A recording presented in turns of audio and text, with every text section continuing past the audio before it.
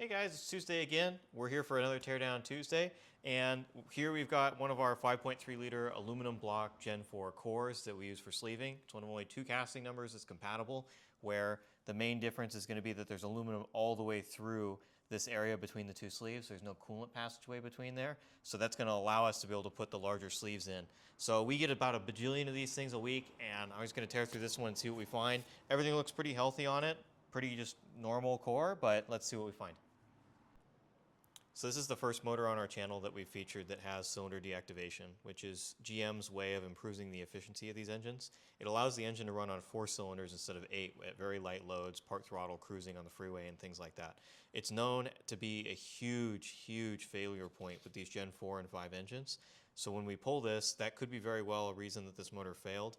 But what we're finding out with these is the lifters are a main cause of failure in these engines, and so it's really popular to do a DOD delete, especially in swaps and things like that, where we're removing what we would consider to be faulty technology and bring these back to the simplicity of the Gen 3 engines and the reliability that we come to expect. Especially with aftermarket cams and high-performance parts, the DOD technology is just completely incompatible.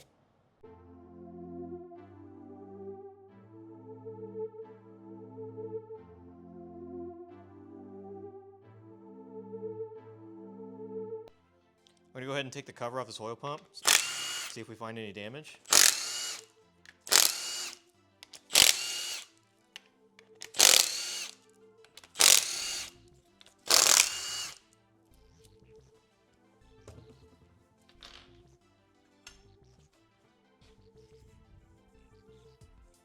Nothing major so far. Still moves pretty well.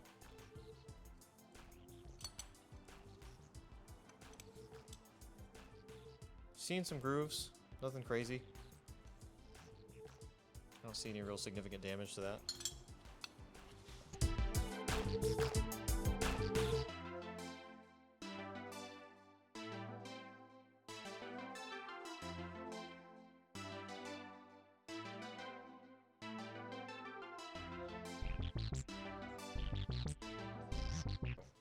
So I'm seeing that this has an LS2 style chain dampener on it rather than a tensioner from the LS3 and later style motors.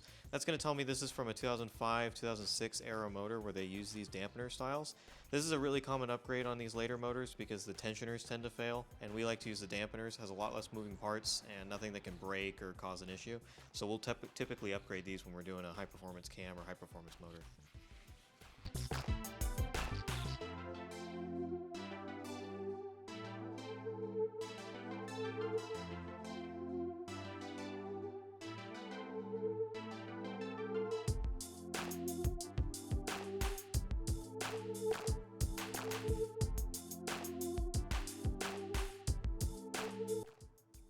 Alright, getting this thing torn down, I ran into our first problem. I went to pull this connecting rod, and both these bearings are completely stuck to the crank. The tangs are still there, so it hasn't spun completely, but I'm expecting to see something unhappy under this. Yep, there's the reason this motor was pulled.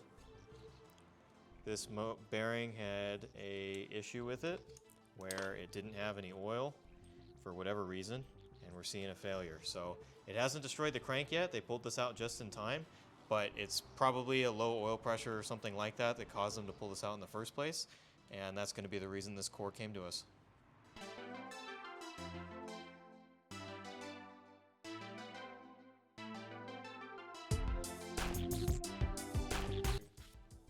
Got the rods and pistons pulled out of it, and the crank spins amazingly. So that tells me this is probably not a spun main that caused this rod to spin. That was probably a lone wolf issue, and so I'm going to go ahead and get these main caps stamped and pulled out.